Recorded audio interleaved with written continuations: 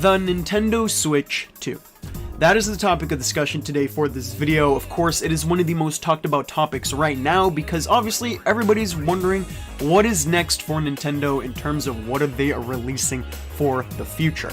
Obviously, it's been one of the most talked about things, and I'm here to obviously talk about the discussion because I think it's going to be very interesting how next year plays out for Nintendo. But before we even get into the discussion, please make sure you subscribe to the channel and leave a like on the video. We are on the road to 1K, and your love and support will be greatly appreciated. So, the Nintendo Switch 2. What could potentially be on the Switch 2? Well, the first thing I think is obviously the hardware capabilities. If you're making a sequel to a past console, it's obviously because you are trying to do some graphic and performance improvements. Now, in my opinion, the graphics and the performance on the games that I've played on the Switch have been very good. Granted, they are a Nintendo IP games, so of course stuff like Smash, stuff like Mario Odyssey, Zelda, all run beautifully and well because they are made on that console. Nintendo knows how it works on the console. They know what the hardware's capabilities are because they are the distributor of the console.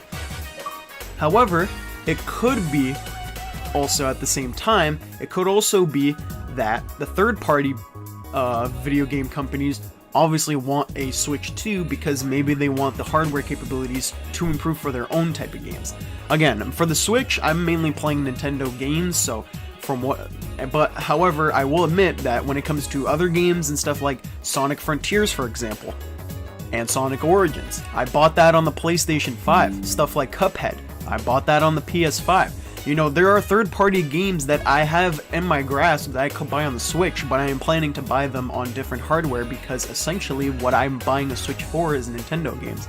But obviously, the Switch has been so huge, it has sold so many units that they want to still spread that out. They want to still get a lot of people to buy some of the other products that are non-Nintendo as well because it'll still profit them in the long run. And of course, selling more Switch units obviously means very good profit for Nintendo. So of course the Switch 2 is going to be great because it's essentially supposed to be the big upgrade of the Switch 1.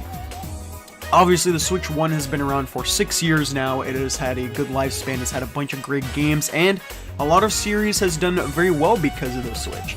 The Switch obviously is a home console and a handheld, both mixed into one. That's what essentially makes the Switch special. That's why a lot of people were obviously into the idea of a console that can do that. Now, the other thing I want to talk about is essentially what it can improve just based off of what they've learned from also doing the OLED. If you all know, the OLED was basically supposed to be an improved graphical look into games already for the Switch 1, and that released a few years ago. The OLED obviously is what a lot of people have been buying recently because a lot of people want that clean and crystal screen. You know, I've had, throughout my 6 years of playing with the Switch, I have had the same, so throughout these 6 years that I've had my Switch, I have had the original base Nintendo Switch. I've had the same exact Switch for 6 years, and I obviously love it. The one thing obviously I've had that I think a lot of people have experienced is the Joy-Con drift, which is obviously another topic that I want to talk about in this video right now, is I really hope they fix the Joy-Cons.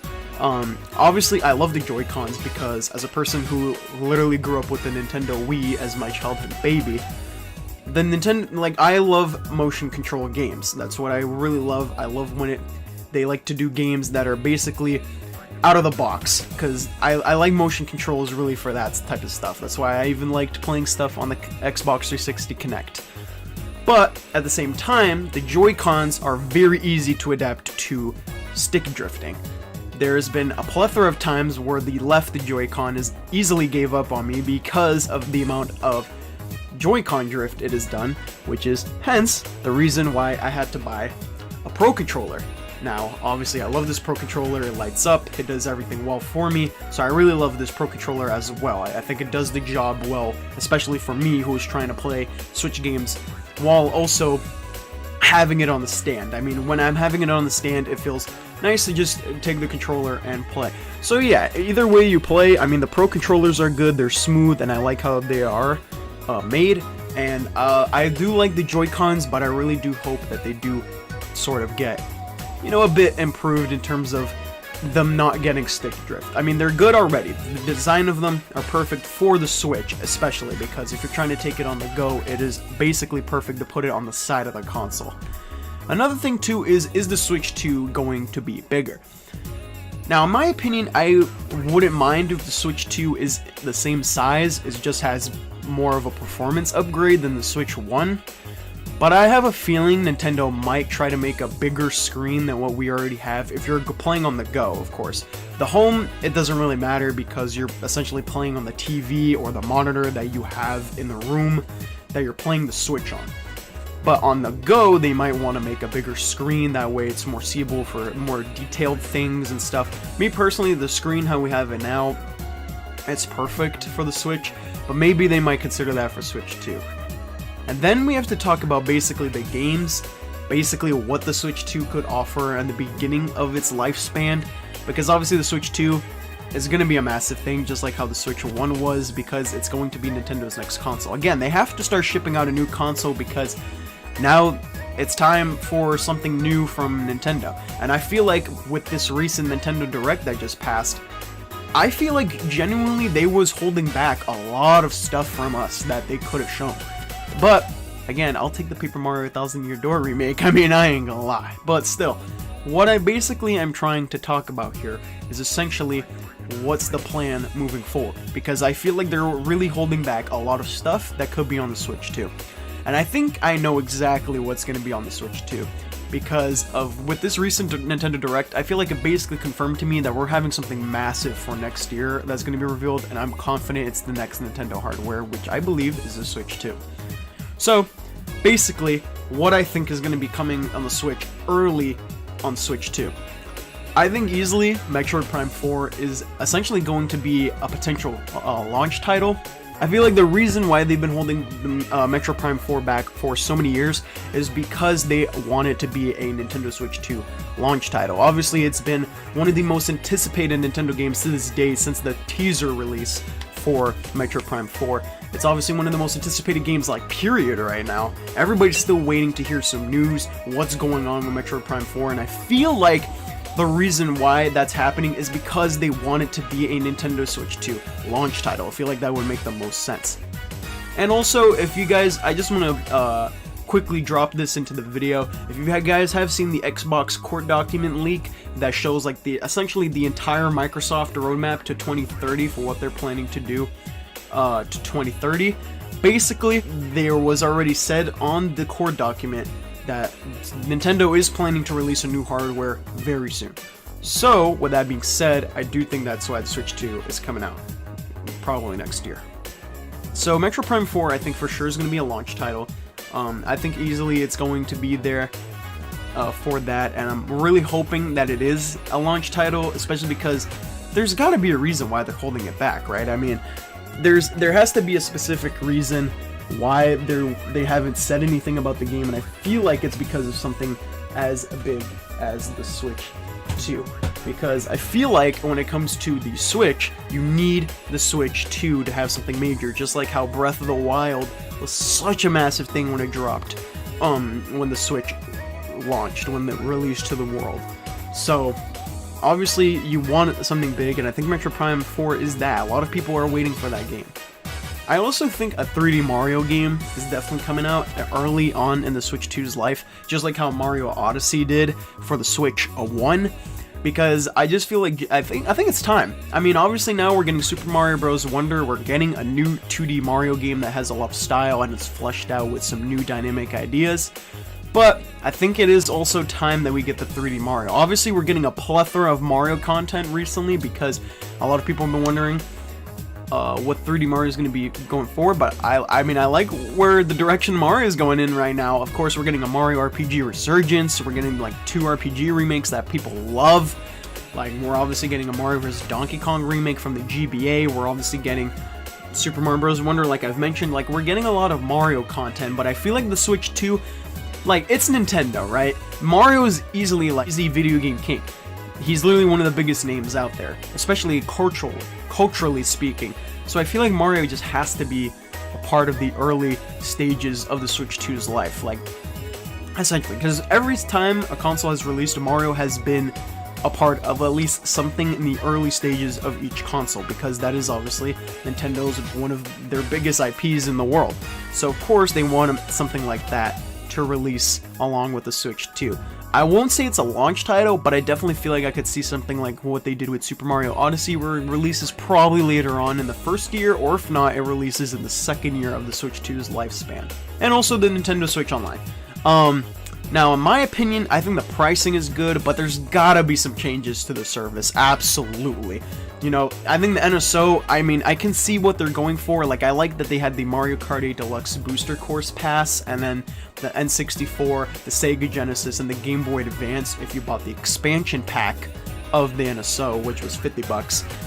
I have the base $20 version of the NSO, which just brings me the NES, the SNES, the original Game Boy, and basically just online functionality. So essentially for me, it's a good deal. But what could possibly be changed? I mean, a lot.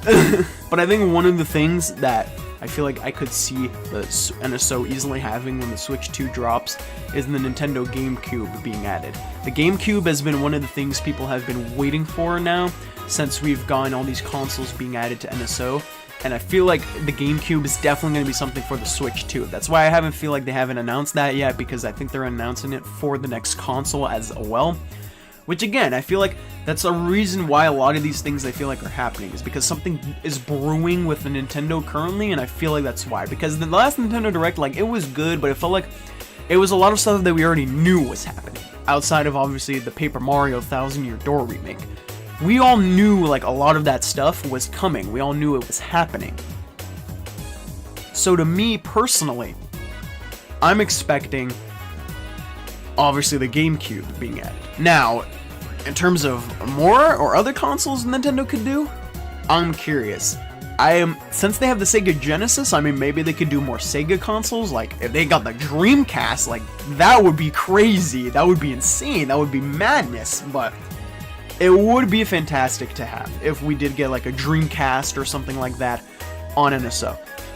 But all these consoles, of course, they have a big impact on people. Of course, a lot of people grew up with these consoles. I grew up with the Wii, so of course, you know, the Wii is something I would love to have if they had that on there. I mean, I would easily buy into that, but still.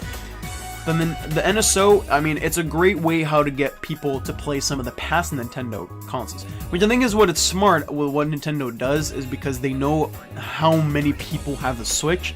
And so they still want to kind of like branch out to people to play some of their past games and their past consoles. And I feel like it's great. I mean, it essentially basically feels like a PlayStation Plus Premium before in Nintendo's way of doing it.